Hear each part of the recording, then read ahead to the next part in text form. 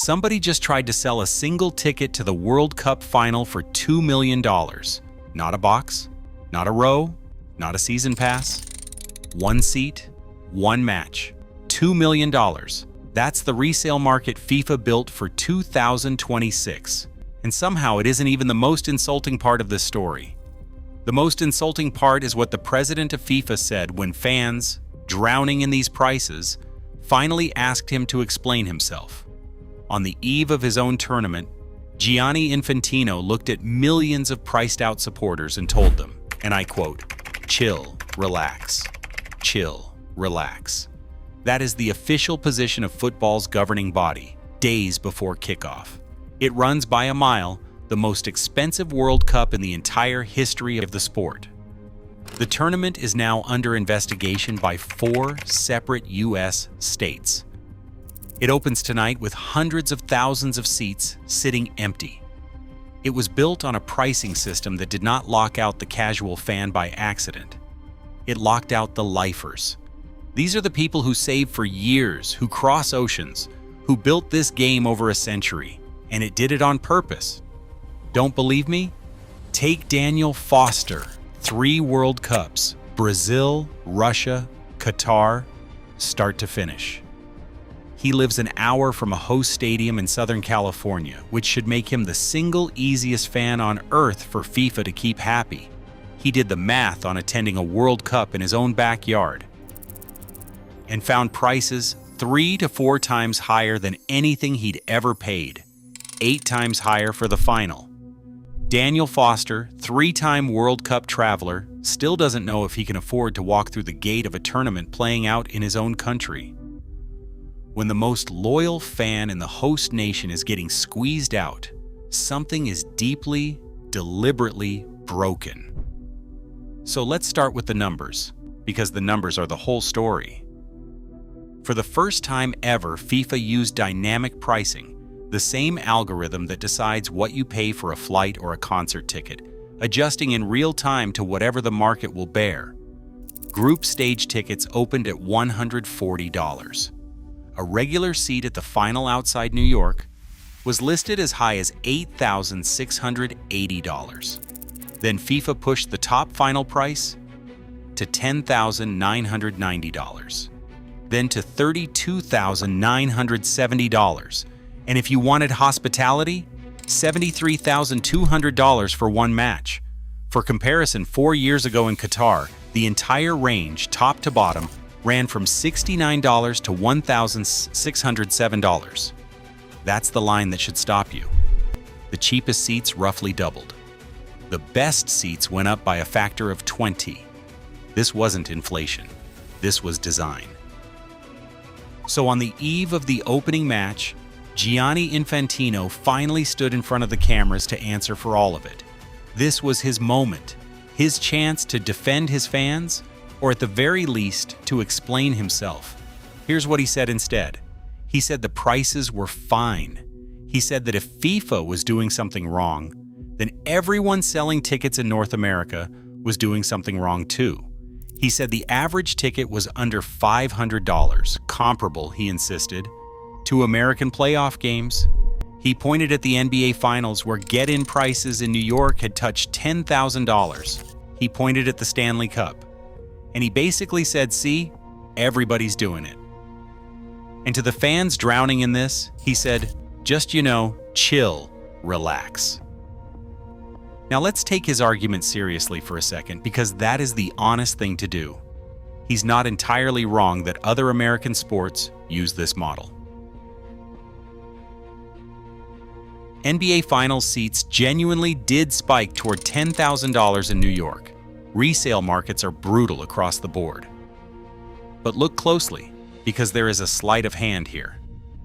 That under $500 average is a resale market figure. It is not what FIFA charged at the box office.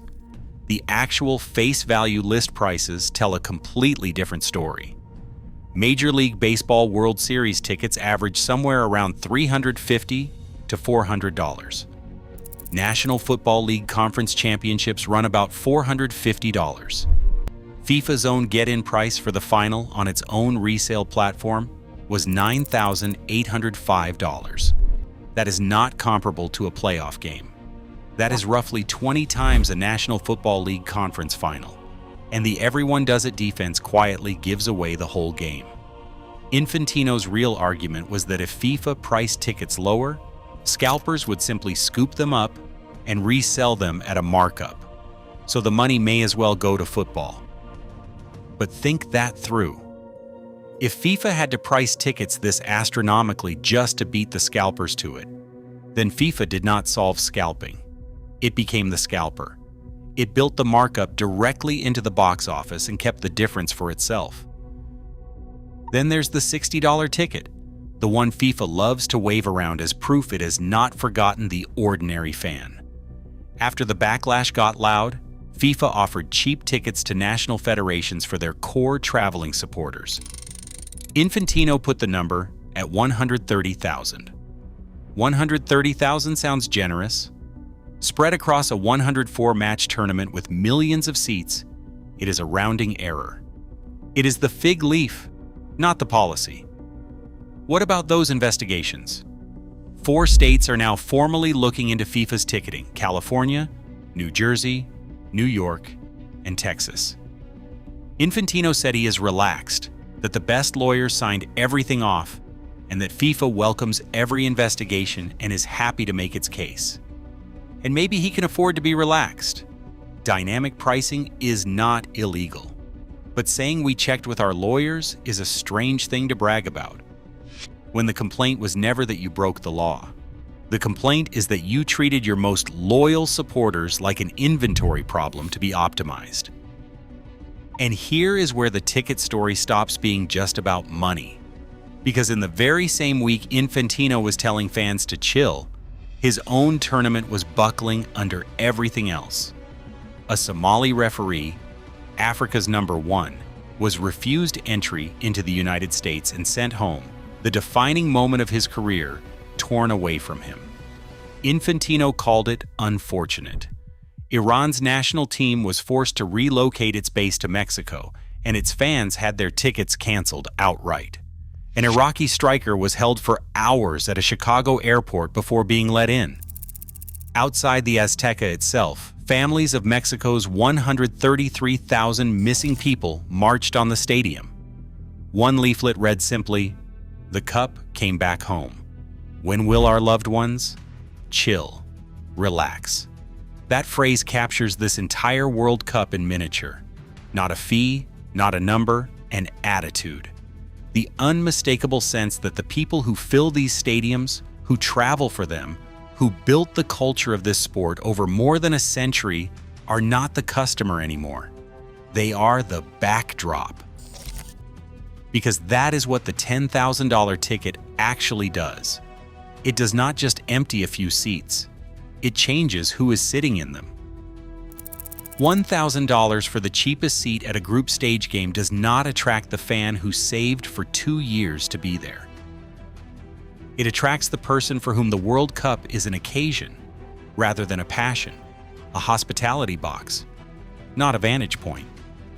And the atmosphere those two crowds create is not remotely the same. One of them is the reason 1 billion people tune in. The other is the reason they might stop. The Azteca will still be full tonight. 83,000 people, and no algorithm on earth can take that away. But fill in the gaps across 11 American host cities, the unsold $1,300 seats, the empty corners, the families out in the street, and the picture gets very clear. FIFA built a market engineered to extract the absolute maximum from every single seat, and it worked. It made its money.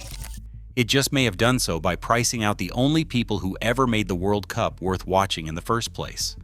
Which brings us right back to Daniel Foster. 3 World Cups, an hour from the stadium. Still not sure he is going. If the most loyal fan in the entire host country cannot justify the price of a ticket, then who exactly is this tournament for?